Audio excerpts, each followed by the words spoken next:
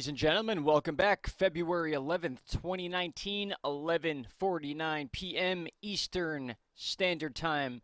And as we look at our county by county chart, we can see we have over 20 states with winter warnings or watches at this hour. That includes Winter Storm Maya and that separate little front that we talked about yesterday that kind of brushed through the Northeast a little bit. That is continuing to keep these states like Rhode Island, Massachusetts, Maine, and those areas within these warning zones. Not to mention, we do have a major storm in approach towards that area, which is Winter Storm Maya. But first, I want to touch base on something, and that is our friends over in Hawaii. Now, I'm going to read some stuff for you guys. This is absolutely nuts what's been going on in Hawaii. Historic storm hurls huge waves and 191-mile-an-hour winds at Hawaii. Guys, that is basically a Category 5 hurricane when it comes to strength of winds. Now, I put in the thumbnail 180 because this number is just hard to believe, and I've been following websites like windy.com for a long, long time. I backtracked as far as I could possibly go, and when you click, and I'm backtracked here, just so you know, the actual current time right now is right around this time, so you can see this storm has come and gone. And we were showing yesterday how the waves, we did see some really big waves, 30-plus foot waves, and they were on the back end of these islands, and you could see how this storm was coming from north to south and then spinning out, and then eventually this is going to be an issue for the U.S. because it is moving in this direction. But long story short, guys, as you can see down here, these are web cameras that are part of these little islands here, and you can clearly see they have had rough seas. It's finally calming down right now.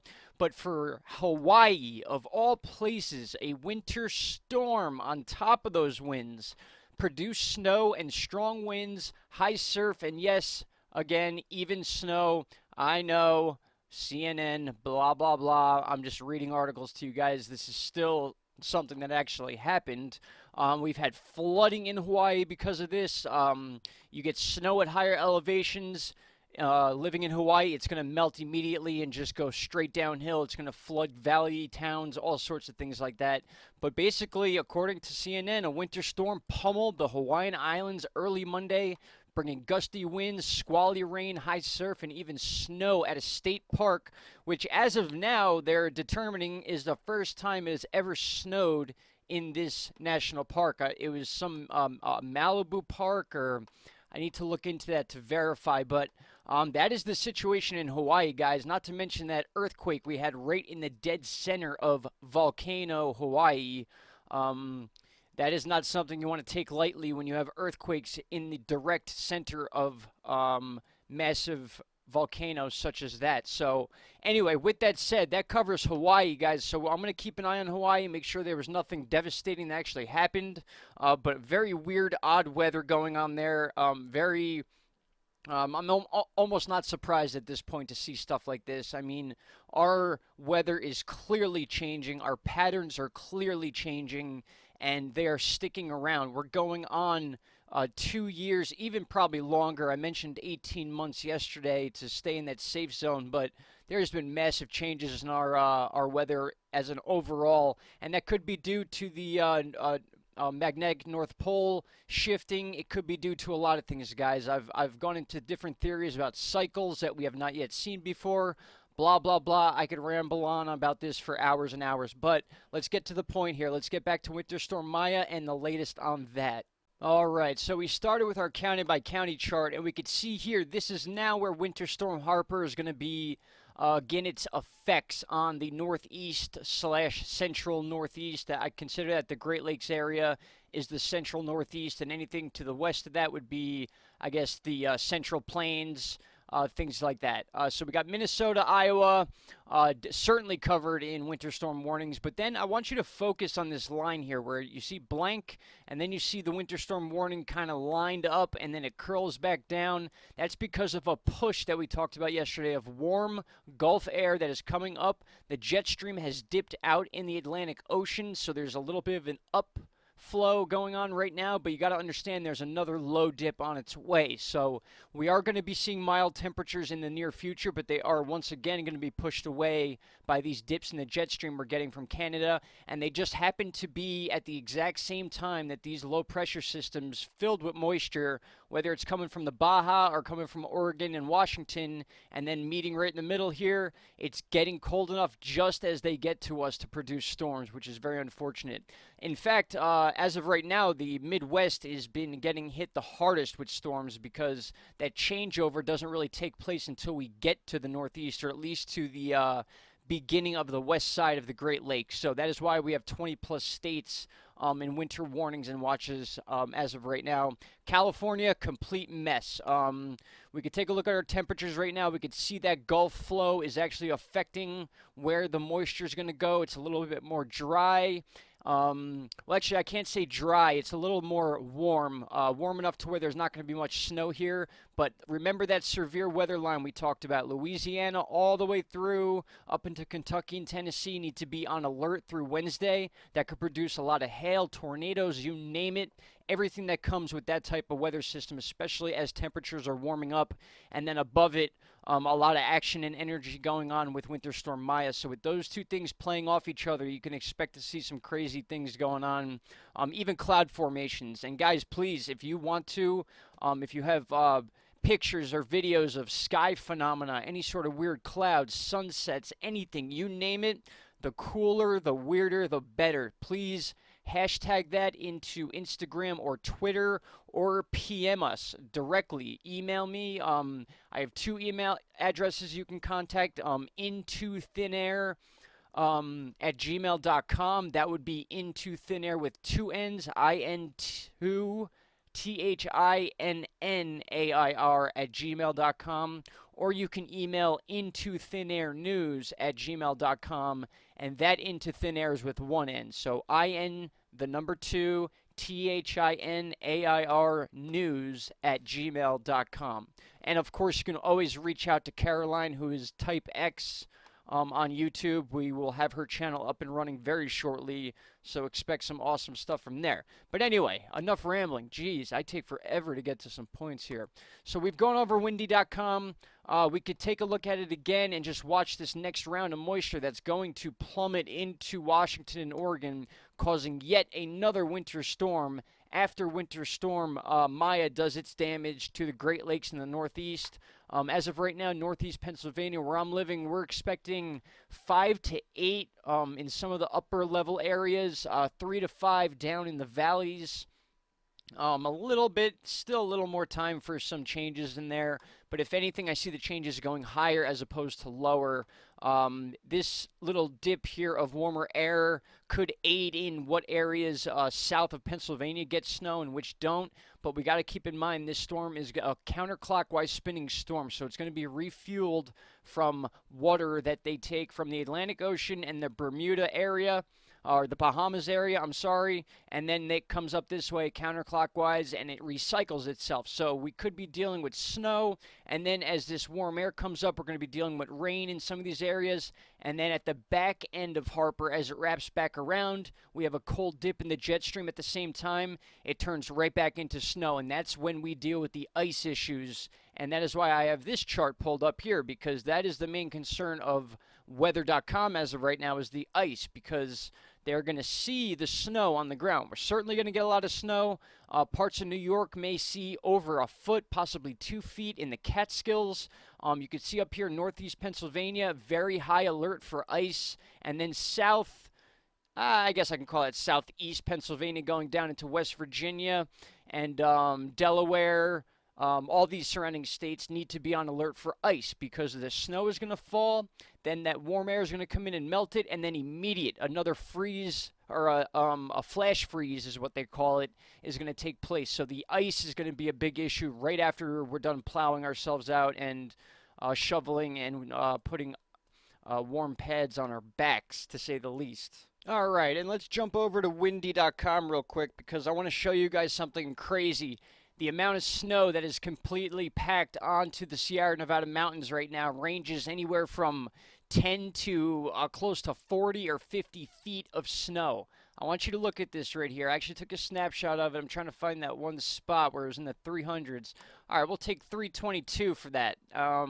If you calculate that, we'll put in, actually I did it, 348. There was 348 inches of snow. You divide that by 12, that's 29 feet of snow. Nearly 3 stories of snow have been packed onto the Sierra Nevada mountains over the last couple weeks based on these insane low pressure systems that look like hurricanes that smash into them. Then they get dispersed all over Nevada, and that is what is causing the ground zero effect that I like to call it, where these storms begin to brew right here. Yes, a lot of snow is dumped in these areas, but when it comes to the Northeast and the Great Lakes, the determining factor is what happens right in this area, because a lot of times we have a system coming down from the north and one coming up from the south at the same time, and then we got to rely on the jet stream to determine where those are going to go and what the temperature will be when they get there. And finally, before I let you go, we'll take one more look at our time frame here. Clear cut, severe weather going from Louisiana up through Kentucky and Tennessee. That is staying as is from yesterday, so that has not changed yet. But once again, guys, here we go. Tuesday, basically starting tonight around 2 or 3 a.m., I believe Northeast Pennsylvania will start seeing its first snowfall. But what I was talking about before with this counterclockwise spin, the initial hit is going to be snow. We got our pink line of rain and snow mix. And then watch what happens. As we move forward into time and into Friday, we see that counterclockwise spin, and that is where the snow is going to come from. Heavy parts of snow are going to be in Maine, Vermont, New Hampshire, upstate New York, like we said, could see well over a foot, probably closer to 2 feet. But look at where the source of fuel is coming from, guys, and that is what? Remember what we've been talking about for months and months and months now. When you see that 9 symbol, that is what you look for when you're looking for a nor'easter. So this is taking on the shape of a nor'easter. And again, the initial hit is going to be snow. Then it's going to switch to an ice and rain mix, at least for Pennsylvania and most of the Northeast. And then you see that warm air kind of escape up really far up. But just at the same time, we're getting that counterclockwise spin, and the counterclockwise spin is bringing that moisture into Canada, which is much colder than the U.S., at least in these parts. And then as it comes back down, it's coming back down as snow. So we're getting a double hit from these types of storms. And then once again, like I said, the Sierra Nevada mountains, you're going to see another 7 to 8 feet of snow based on this next system. Unbelievable weather, guys. This is just unprecedented stuff we are dealing with, and I know a lot of you may not understand that because you're not used to looking at these charts, but going back into the data and looking at yearly averages, we are blowing past records right now, especially in states like California, Oregon, and Washington, which you would expect get a lot of snow. But there's parts of these areas that got a year's worth of snow in one day. And to see this cycle begin to form now in February rather than March is just leading me to begin that we are just going to have to hunker down and deal with these things as they come and talk about them, and at least keep each other informed about what's going on. So you can see here on Wednesday, that's going to be pretty much the end of Maya, but right on its heels, again, here's another storm. This may or may not be named. This one will certainly be named, the one that's going to destroy the Sierra Nevadas. So that's going to be that one right there. That will be a named storm. That's going to cover well enough ground and be in the way of enough population to be another named storm. We just got to wait and see, but you just see this cycle, guys. Every single week, the same thing. These storms are coming in. They're meeting right in the center of the country, and then they're rolling up counterclockwise spin, destroying the Northeast, and at the hands of California and its flooding and the mudslides. It's just, it's just very unfortunate what's going on, and the pattern has not changed whatsoever. And P.S., this is actually the real end. I just want to let you guys know there's been yet another 4.1 earthquake off the coast of Oregon this time. This one was a little more south than the Canadian border. So we had one yesterday up in this area, and now we have a 4.1 considered off the coast of Oregon if you draw a straight line across. But the issue here is the fault line that it's next to, and this is the fault line that a lot of the big earthquake researchers claim is going to be the one that produces the big one. Yes, I said it, the big one, which we are statistically overdue for in the state of California. That includes Washington and Oregon. We can go on all day about that type of stuff. In fact, I posted a picture today that Caroline pointed out. This girl's on top of everything, I'm telling you guys. She's like the next freaking Type X Files. Just put it that way. She is Type X Files. But we had two earthquakes go off simultaneously, like within 10 seconds of each other. And it brought a thought to my mind like, wow, what if it's not just one earthquake that's going to cause a tsunami or the massive damage that is been talked about in the west coast of the U.S. for years now. What if two earthquakes go off at the same time and cause a double whammy? You know, you can get off into all these different thoughts, but just that made me think about that. It could be one event or it could be multiple events that then in turn cause a domino effect and then could cause the big one. So it's not just waiting for the big one, it's other things around it that may cause it, that could influence it, in other words. So, all right, guys, that's enough rambling. If any of you got through this whole video, I really appreciate it. Any support is absolutely welcome. Please like and share these videos. I'm getting a lot of emails about the bell either not being there or not working. If you see the bell, please click it. You will get our notifications. We are on Twitter and Instagram. All that info could be found in all of our video boxes. So with that said, guys, that's the video for tonight. If anything breaking comes, I will jump on immediately. Thank you so much. We'll talk again very soon. Best wishes from Caroline, and I will be back shortly, guys. Take care. Have a great night. Bye-bye.